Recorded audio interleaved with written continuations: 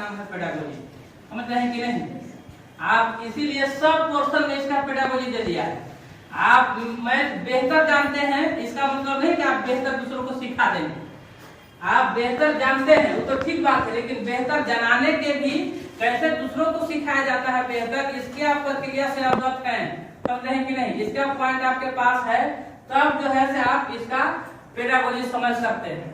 तो आप देखिए पेपर 1 में आपका जो है कि पेपर 1 की चर्चा था। पेपर 1 में हम लोग देखें कि मोटे तौर पर इसमें कहां से कितना सामग्री जुटाया है। समझ रहे हैं कि नहीं?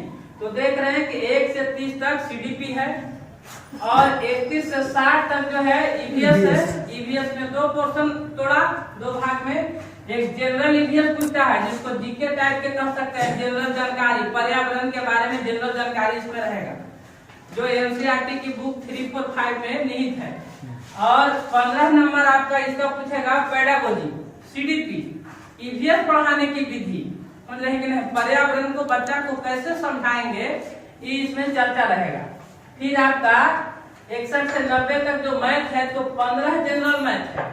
समझ रहे हैं कि नहीं? जी फॉर जनरल।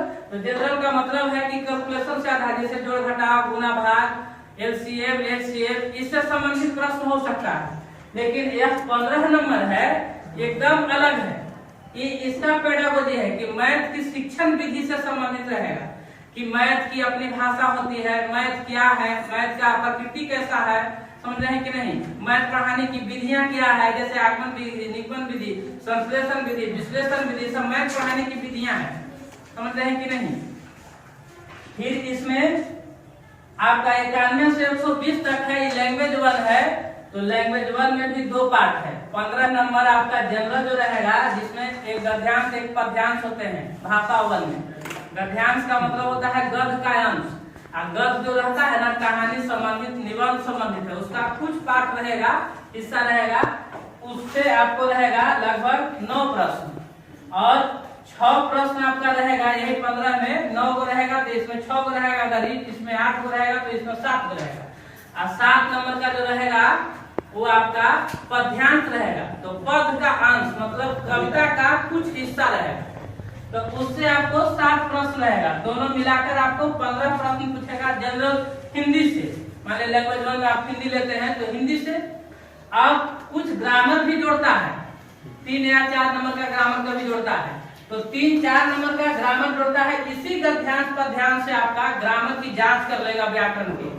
कैसे? पद्यांश में कोई शब्द की चर्चा हुआ है तो पूछेगा कि इसमें कौन समास है, जो वहां शब्द की चर्चा हुआ उसी शब्द से निकालेगा। इसमें कौन संधि हुआ है, समझ रहे हैं कि नहीं? और रामायण के बारे में लिखा गया है कि रामायण में कौन संधि हुआ है, समझ रहे हैं कि नहीं? तो आपको व्याकरण की जांच कर लेता है, गद्यांश पद्यांश से ही व्याकरण की जांच कर लेता है। अब 15 नंबर इसका लैंग्वेज 1 का पेडागोजी है, कंप्लीट शिक्षण शास्त्र है। हिंदी पढ़ाने की विधियां आप सीखेंगे, भाषा पढ़ाने की विधि, जैसे अधिगम, अर्जन, भाषा अधिगम के सिद्धांत, भाषा कौशल। कौशल पढ़े होंगे बीएड और डीएड दोनों में इंपॉर्टेंट है। समझ रहे हैं कि नहीं? कि भाषा की कौशल होता है, 4 कौशल है। समझ रहे हैं कि नहीं? सीरियली से सजाएं तो सुबोपली है, सुबोपली नहीं, सुनना, बोलना, पढ़ना और लिखना, यही 4 कौशल है। समझ रहे हैं कि नहीं? तो ये भाषा के पेडागोजी रहेगा। और लैंग्वेज 2 का भी वही सिलेबस है, थोड़ा सा अंतर है।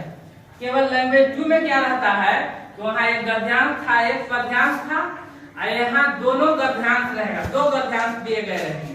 और उसी से आपको 15 प्रश्न रहेगा और 15 प्रश्न आपका पेडागोजी से रहेगा। तो इसका पेडागोजी और इसका पेडागोजी में कोई अंतर नहीं है, दोनों का सिलेबस भी सेम लिखा है और सेम प्रश्न भी करता है। सिलेबस में भी दोनों का पेडागोजी है तो सेम ही रहेगा। तो मोटे तौर पर हम लोग समझ गए सिलेबस को।